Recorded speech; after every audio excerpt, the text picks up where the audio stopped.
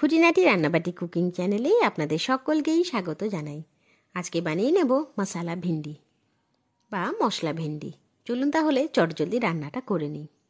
এই জন্য প্রথমেই হাই ফ্লেমে কড়াই বসিয়ে দিয়ে তাতে দিয়ে দিচ্ছি পরিমাণ মতো সর্ষের তেল। এরপর দিয়ে দিলাম অল্প একটু পাঁচফোড়ন, সাথে সাথেই দিয়ে দিচ্ছি ধুয়ে রাখা ভেন্ডি। এখানে ভেন্ডির সাইজটা খুব বড় রাখিনি, মাঝারি রকমভাবেই কেটেছি। একটুখানি উলটপালট করে নাড়াচাড়া করে নিলাম। এরপর দিয়ে দিচ্ছি কেটে রাখা আলু। এবার আলু এবং ভেন্ডি নাড়াচাড়া করতে করতে গোল্ডেন ব্রাউন হওয়া পর্যন্ত সুন্দরভাবে ভেজে নেব। এখানে কিন্তু গ্যাসের ফ্লেমটা হাই রেখেছি। মোটামুটি 2-3 মিনিটের মধ্যেই ভেন্ডি এবং আলু দুটোই ভাজা হয়ে যাবে। দেখুন কি সুন্দরভাবে ভেন্ডি এবং আলু চটজলদি ভাজা হয়ে গেল। তাই এবার আর দেরি না করে দিয়ে দিচ্ছি 2 চামচের মতো পেঁয়াজ বাটা। এরপর দিয়ে দিচ্ছি 1 চামচ রসুন বাটা। এরপর দিলাম 1 চামচের মতো আদা এবং জিরে বাটা।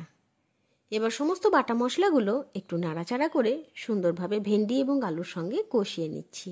সুন্দরভাবে নাড়াচাড়া করতে করতে মশলা কিন্তু দেখুন খুব সুন্দরভাবে কষানো হয়ে গেছে।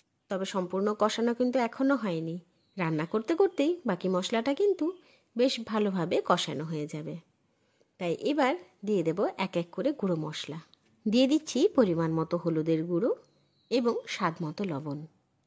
এবার চটজলদি কিন্তু নাড়াচাড়া করে লবণ এবং হলুদটা মশলার সঙ্গে ভালোভাবে কষিয়ে নিচ্ছি।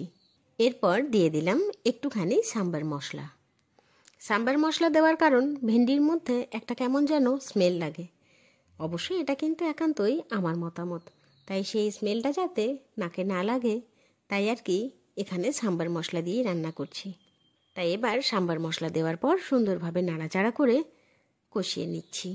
মশলাটা যাতে পুড়ে না যায় তাই একটু নাড়াচাড়া করার পরে দিয়ে দিলাম অল্প একটু জল। জলটা দেওয়ার ফলে ভেন্ডি এবং আলুটা যেটুকু সেদ্ধ হতে বাকি আছে সেটা কিন্তু সুন্দরভাবে সেদ্ধ হয়ে যাবে এবং ভেন্ডি এবং আলুর মধ্যে মশলাটা সুন্দরভাবে তার ফ্লেভারটা নিয়ে নেবে।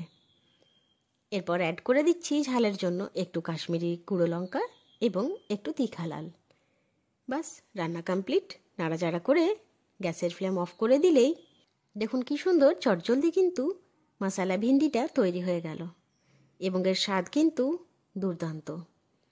অতি অবশ্যই বাড়িতে একবার ট্রাই করে দেখবেন। এই রকম সুন্দর সুন্দর রান্নার ভিডিওস দেখার জন্য আমার চ্যানেল খুঁটিনাটি রান্নাবাটিকে সাবস্ক্রাইব করতে ভুলবেন না।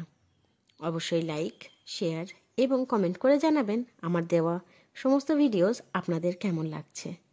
ধন্যবাদ।